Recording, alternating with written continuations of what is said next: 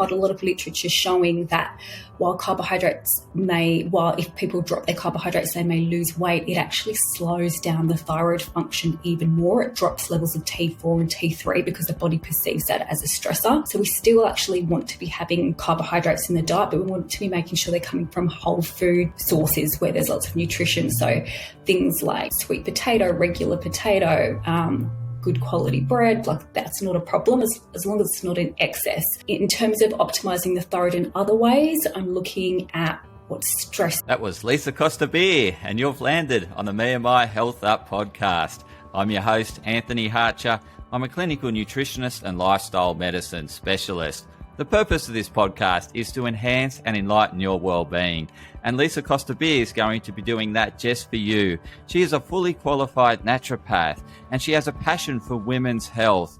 And she has an interest in thyroid function and the importance of thyroid in women's health. And we're going to be discussing that topic to empower you and to make sure that you're doing everything possible for a healthy thyroid function. So without much further ado, I'd love to welcome you into the discussion I'm having with Lisa Costa-Bir. Welcome on the Me&my Health Up podcast. Lisa Costa-Bir, how are you doing today? I'm great. How are you? Fantastic. It's such a delight to have you on, given that you've been such an instrumental part of my journey, being my teacher, my guide, my shining lights through my nutritional studies and clinic studies. So it's so great to have you on because you've been an important part of my life. So thank you for coming on. Oh, absolute pleasure. I'm very excited to be here. And listeners, Lisa's very passionate about women's health, and she's done her master's in women's health and is a fully qualified naturopath, and she loves talking about women's health, hence why I've got her on the show to further talk about women's health, but in particular on thyroid function. And Lisa has first-hand experience of this, her own personal story, as well as just her clinical wisdom around how to work with the thyroid and optimize its function. So before we kick off, Lisa, I'm really keen for the listeners to better understand your backstory of how you have arrived at what you're doing today. Well, in terms of becoming a naturopath, I actually fell into naturopathy because I was very interested in nutrition, and I started doing a nutrition degree, and then some of the subjects were full, and I got told, oh, you can do intro to naturopathy as an elective, and that will count towards your nutrition degree. Did intro to naturopathy, loved it, became a naturopath without having ever seen a naturopath or understood what they really do. Finished my degree, started seeing clients, and actually had no idea that I really had my own kind of thyroid dysfunction going on. And it was only after I had my daughter, and I saw patients with thyroid, kind of didn't recognize it in myself. After I had my daughter, I was feeling very tired and just not 100%, but I kind of put that down to just being a new mum and all the stuff that kind of goes along with that. But I was diagnosed with Hashimoto's, an autoimmune thyroid condition, a year after I had my daughter. And in hindsight, I'd probably had it quite a long time, and I was probably hyperthyroid during my pregnancy. So I kind of just fell into focusing on thyroid and autoimmunity as a result of really my own experience and going through that journey and really wanting to help other women through that process. It's fantastic how it found you, and now you're enhancing and enlightening the well-being of others around optimizing their thyroid and helping them be their healthier self. So just on this whole thing of thyroid, it's talked a lot about because we have this very body-conscious society. It's all focused on body image and having the best body. And there's an association with thyroid metabolism. And so if you could just share in terms of, for the listeners as to what the thyroid does. Thyroid is a butterfly-shaped gland, and it sits kind of around here, but it's very, very important for our metabolism, so it helps with our metabolic rate. So when the thyroid is running inefficiently or running too slowly, most people will notice that their metabolism slows down and they start to gain weight, irrespective really of what they're eating. So something that I noted that alerted me to go to the doctor, it wasn't that I was super fatigued or anything like that. I was actually sleeping more than 10 hours a night and still waking up very tired, but that I kind of just was oblivious to how abnormal that was. It was my weight. So I was putting on a couple of kilos every kind of second week that was going on. I was putting on weight despite the fact that I had a very healthy diet and I was exercising. Often with hypothyroidism, women will notice, okay, I'm starting to gain weight. even though I'm not eating poorly, I haven't kind of changed things around. It is important to know that with hypo, not everyone gains weight. Some people may stay the same. And with hyper, which is a thyroid that's too fast, the majority of people lose weight, but there's 10% of people that actually gain weight. So it's not stuck in stone that you're going to be more overweight if you're slow thyroid, hypothyroid, but that's generally kind of what we see. Essentially, you're saying that women first start to notice it when they seem to be doing everything they normally do, and it normally helps with weight loss and gaining weight, essentially. Yeah. And it's particularly, they see it on their tummy, their hips, those kind of areas. And in terms of where do you start? So if someone comes to see you and they've got all these signs and symptoms, they're doing their best around their diet, they're exercising, sleeping, doing relaxation or whatever.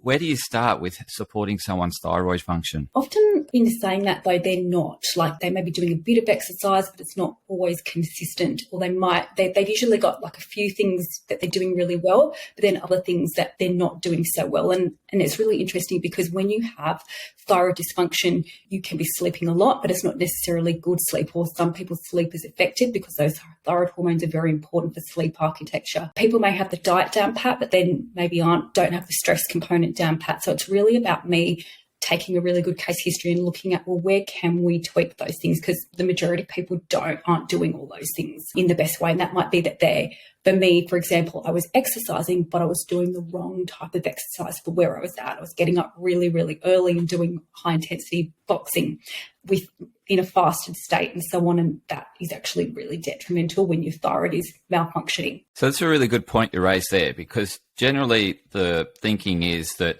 in order for me to lose weight, I just got to train harder, eat less. Yes, and that's exactly, even with everything I know, that is exactly what I was doing. But the thyroid gland actually hates that when it's hypothyroid.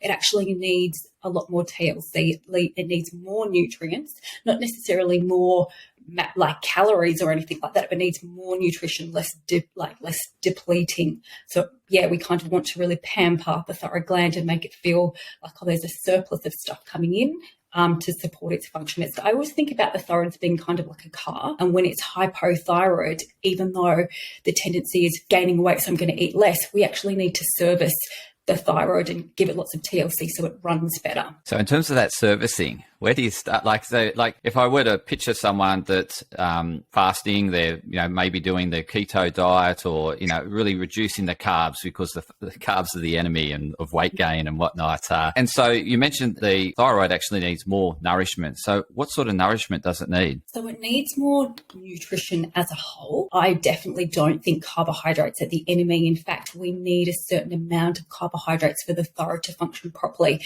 And there's quite a lot of literature showing that while if people drop their carbohydrates, they may lose weight, it actually slows down the thyroid function even more. It drops levels of T4 and T3 because the body perceives that as a stressor. So we still actually want to be having carbohydrates in the diet, but we want to be making sure they're coming from whole food sources where there's lots of nutrition. So things like sweet potato, regular potato, good quality bread, like that's not a problem as long as it's not in excess. In terms of optimizing the thyroid in other ways, I'm looking at what's stress like. And for a lot of my patients, stress is a huge trigger for their thyroid becoming dysfunctional. And that's because, particularly that autoimmune thyroid, because our immune cells actually have receptors, which are like little docking sites for stress hormones. So when we're under huge amounts of stress, the immune cells become dysfunctional, and that can lead to the immune system attacking the thyroid. And that's where that autoimmune component comes in. So even like a 2-month stress management program helps to reduce thyroid antibodies, which are part of that autoimmune process. And that can help to conserve the thyroid function and make the thyroid work better. So stress is a big deal. I also look at sex hormones, so estrogen and progesterone, because we see a much higher rate of thyroid disease in women. Men do still get it, but we see much higher rates in women. So I'm always looking at, what are the hormones doing as well? What's their period like? We see that thyroid becomes dysfunctional at these pivotal moments in a woman's life: adolescence, pregnancy, post-pregnancy, perimenopause, and it's because the hormones are fluctuating wildly at these points. And you mentioned that exercise component, which you spoke about at the start. You're waking up early, doing boxing classes, high intensity training, and then you realized that it wasn't probably what you needed to support the thyroid. So in that exercise component, what do you recommend for women to do in terms of to optimize that thyroid function? I think now, like for me now, I do high intensity exercise. I do boxing because my thyroid function is stable and it's okay. But so it's really dependent upon where that person is in their thyroid journey. But if they are in that really kind of acute phase where they are flaring, they are feeling really fatigued, their levels are unstable, probably more restorative exercise is recommended at this point, because we're trying to create more of a catabolic state, which is what some types of exercise can do when the thyroid is a little bit depleted. So there is some research on more restorative exercise like yoga actually being really helpful for thyroid function, and women who did 6 months of a yoga program actually conserve their thyroid function and improve their levels of TSH, T4 and T3. So I would recommend something like that in those initial stages. And then when our patient is feeling a lot better then and more stable, then they can include something a little bit more high intensity. But really, I think for a lot of women, more anabolic exercise is going to be beneficial, building up muscle, rather than huge kind of marathon running or anything like that. This is for women that have thyroid conditions. People that don't can do whatever they want, obviously. And when it comes to that weight training too, it's about shorter intervals rather than, really kind of overloading the body and trashing it. You mentioned this element of stress and, taking women through a program to help them better manage their stress. See one of the stresses as that frustration of, I'm doing a lot and, I'm not getting the results I'm after. And is there an element of the mindset in terms of being comfortable where they're at and they're on a journey? Like, do you help them with that mindset around, because I think in today's world, it's that immediate gratification seeking that really, puts us undone in terms of our health, because we want that quick fix as opposed to, doing the progressive steps that we need to make and then allow that, that gratification to come in terms of results. What do you have to say around that? Yeah, I think, look, from my personal experience as well as, sitting with clients, it can be really frustrating when you feel like you're doing all the right things, like you're looking after your diet, you're trying to do the stress management sort of stuff and the weight's not coming off. The thing is though that the metabolism and the thyroid don't just become dysfunctional in a week or two. It's a very, very long process. And so building up that function of the thyroid and the other hormones from that depletion state into a more repleted state, it takes time. So it's not something that is going to happen in a couple of weeks. You're really looking at least a 6-month period. So it's really about just being patient and consistent.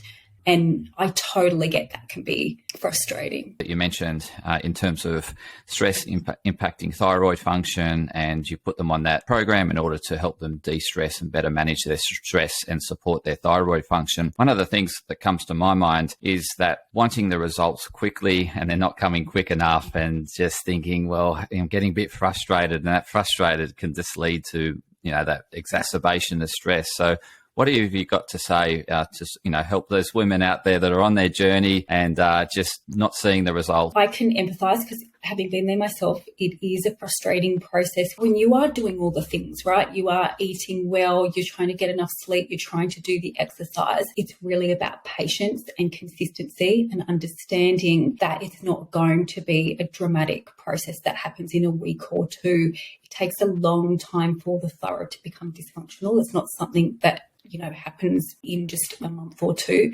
Women that get Hashimoto's have often had it for a long time. So in terms of building back up those thyroid hormones, fixing the metabolism and the other hormones, that's at the very least, a 6-month process. So, I think it's just really important to know that it will happen. It's just that you've got to be patient and consistent with what you're doing. But it's super frustrating when you're doing all the right things.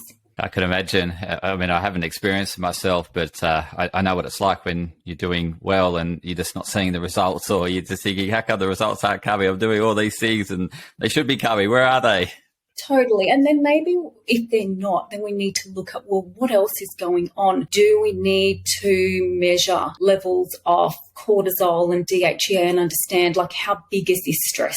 element, or do we need to look at the sex hormones in more detail? Like, what else is going on? If things aren't improving, is there something else going on? And through my classes with you and doing the clinical studies, you're a big believer in holistic health and nourishing the person, really that self-care element. And you actually, I remember you doing a diagram of the Lisa's self-care wheel.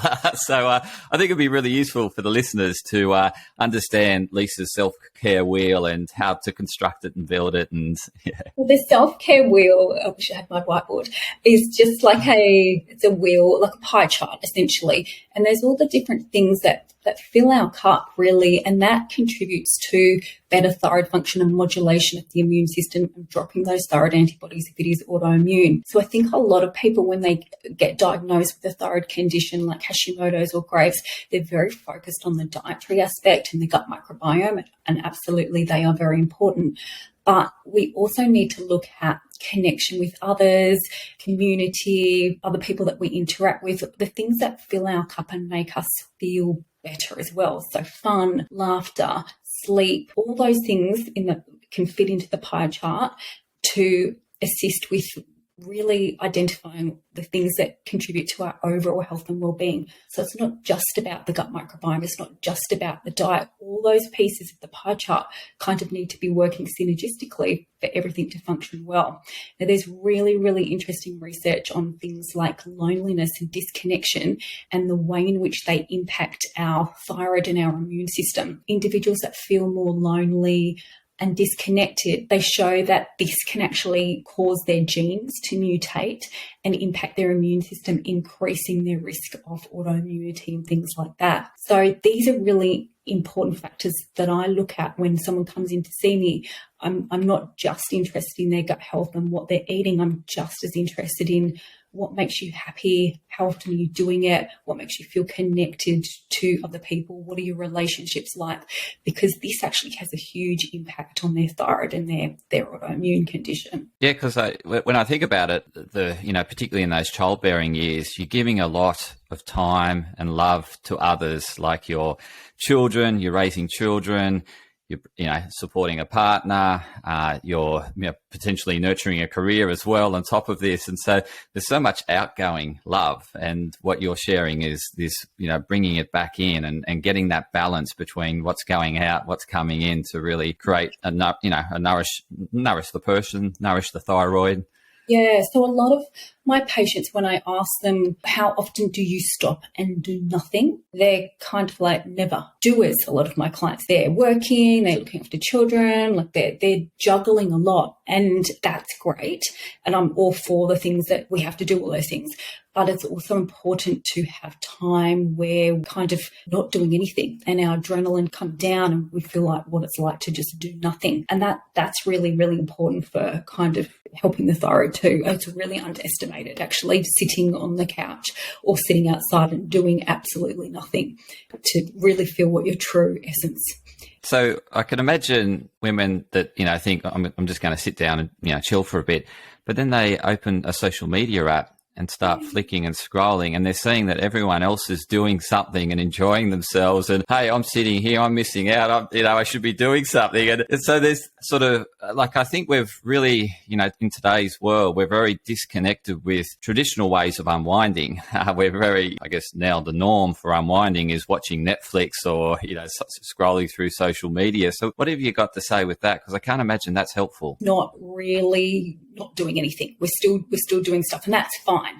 So if you're watching TikToks and laughing at cat videos and dog videos, a lot of benefits to that, right? Because we're relaxed, we're laughing, we're in a parasympathetic state. That's only going to be beneficial. So I don't have a problem with that as long as it's not like all day, every day. I think there's a lot of guilt. People have a lot of guilt about watching Netflix or watching something on the phone, and it's fine. It's totally fine as long as there's kind of balance with everything else in life.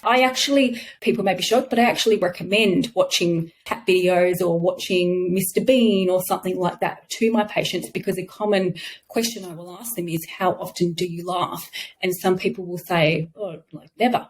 Rarely laugh. And this is kind of interesting because children apparently laugh 200 times a day. Like if you say bum or fart or something like that, child is going to be crying with laughter. Adults have so much going on inside their brains that they're kind of in this adrenaline mode all the time. And yeah, so at least what I understand is that essentially it doesn't matter whether you're watching Netflix or scrolling the internet. Is it bringing you pleasure in terms of laughter and enjoyment and relaxation, or is it making you feel envious and guilty? Then if it's making you feel the latter, the envious, guilty, then it's probably not something that's going to help the individual wind down. But if it's making them, relax and bring some laughter and some light to life, then that's probably a good way for them to unwind. So it really comes down to the individual and what really stimulates their ability to relax and unwind. Yeah, and so a common recommendation I will make is for my patients to watch Mr. Bean or something like that, so they can get out of that adrenaline tense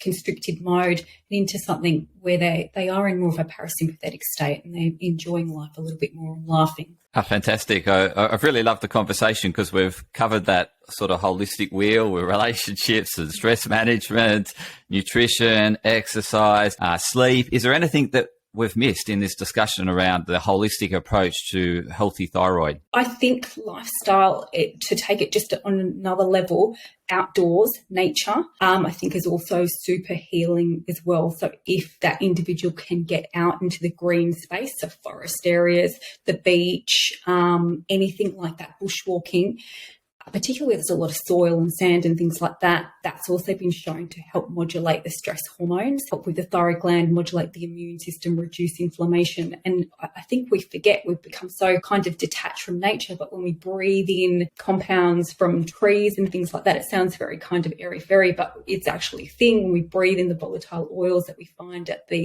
in the forests, that's incredibly healing too. So there's actually lots we can do to help with thyroid function apart from just diet and supplements and things like that.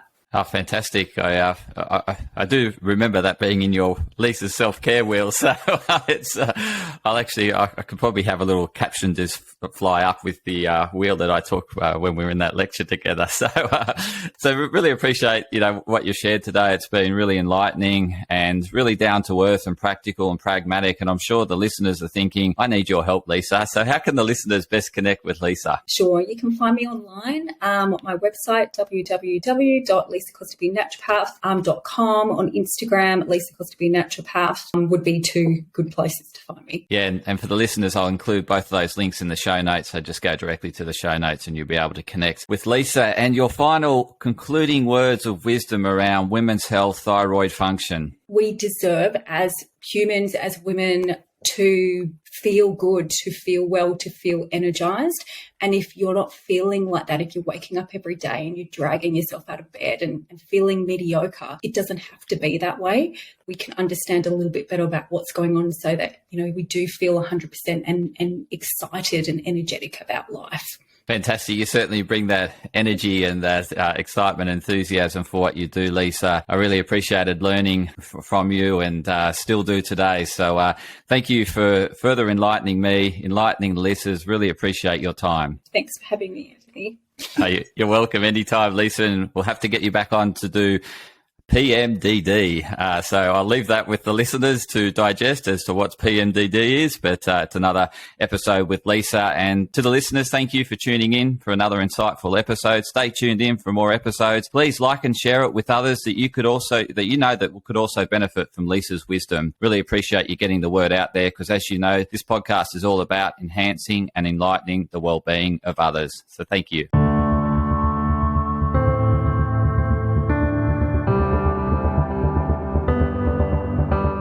Podcast disclaimer. This podcast and any information, advice, opinions or statements within it do not constitute medical, healthcare or professional advice and are provided for general information purposes only. All care is taken in the preparation of the information in this podcast. Connected Wellness Proprietary Limited, operating under the brand me&my Health Up, does not make any representations or give any warranties about its accuracy, reliability, completeness, or suitability for any particular purpose. This podcast and any information, advice, opinions, or statements within it are not to be used as a substitute for professional, medical, psychological, psychiatric, or any other mental health care or healthcare in general. Me&my Health Up recommends you seek the advice of a doctor or qualified health provider with any questions you may have regarding a medical condition. Inform your doctor of any changes that you may to your lifestyle and discuss these with your doctor.